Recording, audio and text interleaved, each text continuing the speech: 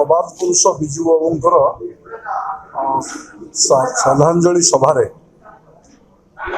मु गभीर श्रद्धांजलि ज्ञापन करी ओडिशा नागरिक मंच द्वारा आहूत होता श्रद्धांजलि सभार अनेक विजु प्रेमी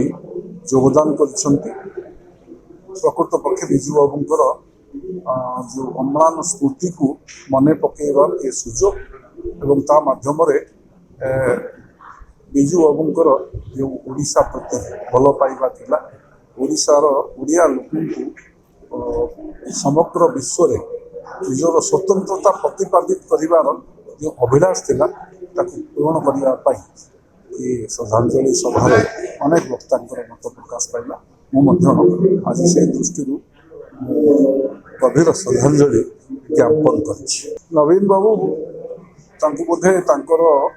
से पुराणा अभ्यास अच्छी निजे बोधे अध्ययन करना ये ऐतिहासिक महिला शक्ति बंधन बिल पारित हो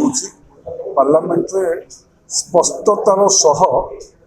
यशस्वी प्रधानमंत्री ये कथा को रखिचंती कौन सी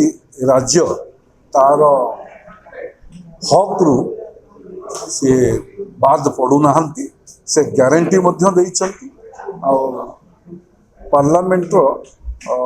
डिबेट निश्चित रूपे नवीन बाबू जदि कथा देखी था सी